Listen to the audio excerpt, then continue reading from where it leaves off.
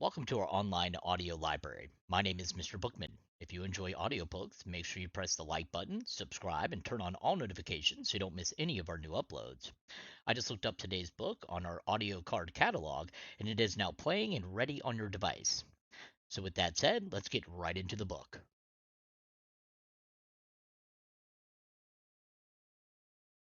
The Ghost of a Live Man. We were in the South Atlantic Ocean, in the latitude of the island of Fernando Noronha, about 40 degrees 12 minutes south, on board the bark H.G. Johnson, homeward bound from Australia. I was the only passenger, and we had safely rounded Cape Horn, with the barometer at 28 degrees 18 minutes, and yet had somehow miraculously escaped any extremely heavy gale, had light northerly and easterly winds till we reached 20 degrees, and thence the southeast trades were sending us fast on our way to the equator. I sat on deck smoking my pipe, with a glorious full moon shedding its bright pathway across the blue waters, and chatting with the first mate, a man of some 58 years of age, who had followed the sea since he was a boy. For 20 years or more he had been a mate or captain, and many and varied were the experiences he could relate. A thorough sailor and a skilful navigator, he was as honest as the day is long, had a heart as big as an ox, and was an all-round good fellow and genial companion. Some of his yarns might be taken cum grano salis, yet he always positively assured me that he was telling me the truth. An account of a voyage that he made in a whaler from the Southern Ocean to New Bedford seemed to me worthy to be repeated. He had rounded Cape Horn 6 times and the Cape of Good Hope 26 times, besides making many trips across the Western Ocean and to South American ports. I give his account as near as possible in his own words. It was in '71 that I commanded the whaler Mary Jane. We had been out from home for over 3 years, and had on board a full cargo of whale oil, besides 2,000 pounds of whalebone, which was then worth $5 per pound. I had also been fortunate enough to find in a dead whale which we came across a large quantity of ambergris, and our hearts were all very light as we began our homeward voyage, and our thoughts all tended to the hearty welcome which we should receive from wives and sweethearts when we reached our journey's end. Many a night I lay in my berth I had thought with great pleasure of the amount of money that would be coming to me from the proceeds of our voyage when we arrived in New Bedford. I calculated that I had made $12,000 as my share of the proceeds of the whalebone and oil, to say nothing of the ambergris, which I well knew would bring at least $20,000, and one half of which belonged to me. You can therefore imagine that I was well pleased with myself as we went bounding along through the southeast trades. We crossed the equator in longitude 36, and soon after took strong northeast trades, and all was going well as I could wish. We had put the ship in perfect order, painted her inside and out, and you would never have recognized her as the old whaling ship that had for 3 years been plying the Southern Ocean for whales. Never shall I forget the old bull whale that we tackled about 2 degrees to the south of Cape Horn, but that is another story, which I will give you another time. We had just lost the northeast trades and were entering the Gulf Stream. I sat in my cabin with my chart on the table before me rolled up. I had just picked our location on it, and was thinking that in a week or more I should be at home, surrounded by those near and dear to me, and relating to them the story of my great good fortune. It was always my custom to work up my latitude and longitude about 4 o'clock in the afternoon, and then after supper pick off her position on the chart, have a smoke, and perhaps just before retiring a nip of grog, and then at 8:30 o'clock, as regular as a clock, I would turn in. I am a great smoker, and this day I had been smoking all the afternoon, besides having had 2 or 3 nips. We had a dog on board whom we called Boatswain, who had been out with us all the voyage, and who was afraid of nothing.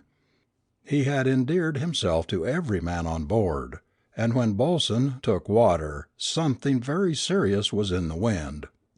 This night as I sat in the cabin I heard a most dismal howl from bo'sun, and called out to the mate to know what was the matter with the dog. He replied that he reckoned some of the men had been teasing him, and the occurrence soon passed from my mind. Suddenly I saw someone coming down the after companionway into the cabin. I supposed at first it was the mate, and wondered that he had not first spoken to me. But then I noticed that he wore clothes I had never seen on the mate, and as he advanced into the cabin I saw his face. It was the face of a man I had never seen in my life. He was thin and pale and haggard, and as he advanced he looked about the cabin and at the rolled-up chart on the table. There seemed to be an appeal in his eyes, and then there swept over his face a look of intense disappointment, and before I could move or speak he had vanished from my sight. Now I am a very practical man, and I at once straightened myself in my chair and said to myself, "Well, old man, you've smoked one too many pipes today, or else you've had one drink too much, for you have been asleep in your chair and seen a ghost." I was quite satisfied that I had had a dream, especially as I called to the mate and asked him if he had seen anyone come below. He said no, that he had not left the deck for the last hour, and the man at the wheel, directly in front of the door, was sure no one had entered the cabin. So I convinced myself that I had had a very vivid dream, though I could not help thinking of the matter all through the next day. At 8 o'clock the next evening I sat in the same place with my work just finished, and the chart rolled up on the table before me, when suddenly the dog's dismal howl rang through the ship, and looking up I saw those same legs coming down the after companion. My hair fairly stood on end, and yet today surely I was wide awake. I had only smoked one pipe all day, and had not touched a drop of liquor.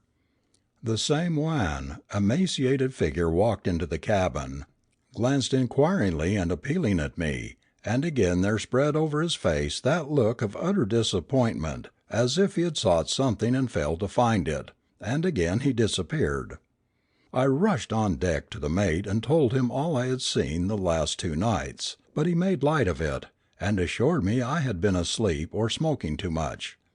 He did not like to suggest that I had been drinking.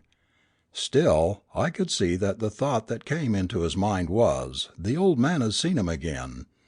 I gave up trying to convince him, but requested that the next night, from 8 to 8:30, he should sit with me in the cabin. How the next day passed I cannot tell. I only know that my thoughts never left that ghostly visitant, and somehow I felt that the evening would reveal something to me and the spell be broken. I made up my mind I would speak to the thing, whatever it was, and I felt a sort of security in the presence of the mate, who was a daring fellow and feared neither man nor the devil. Neither rum nor tobacco passed my lips during the next day, and 8 o'clock found the mate and I sitting in the cabin, and this time the chart lay open on the table beside us. Just as 8 bells struck the dog's premonitory wail sounded, and looking up we both saw the figure descending the cabin stairs. We both seemed frozen to our seats, and the strange weirdness of the whole proceeding cast the same spell over the mate and me alike, and we were both unable to move or speak. Slowly the figure proceeded into the cabin and glanced around without a word, but with the same expectant look on his face. His form was even more wasted, his cheeks sunken and his eyes seemed almost out of sight, so deeply were they set in their sockets. As his eye fell on the open chart, a look of supreme joy fairly irradiated his features, and advancing to the table he placed one long, bony finger on the chart, held it for a moment and then again disappeared from our sight. For 5 minutes after he had left us we sat speechless. Then I managed to say, "What do you think of that, Mr. Morris?" "My God, sir, I don't know. It's beyond me." Then my eyes fell on the open chart, and there where the finger had been was a tiny spot of blood, exactly on the point of longitude 63 degrees west and latitude 37 degrees north. We were then only about 50 miles distant from that position, and immediately there came to me the determination to steer the ship there, so I laid her course accordingly, and posted a lookout in the crow's nest.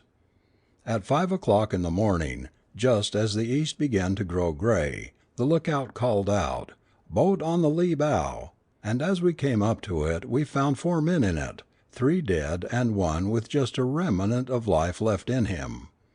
We sewed the 3 bodies in canvas and buried them in the ocean, and then gave all our attention to restoring life to the poor emaciated frame, which, I then recognized, was the very man who for 3 successive nights had visited me in my cabin.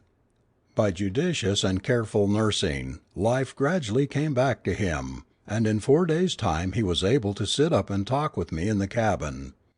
It seems he commanded the ship Promise, and she had taken fire and been destroyed, and all hands had to take to the boats.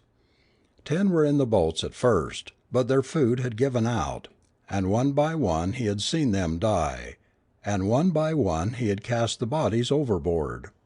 Finally he lost consciousness and knew not whether his 3 remaining companions were dead or alive. Then he said he seemed in a dream to see a ship and tried to go to her for help, but just as he would be going on board of her, something would seem to keep him back.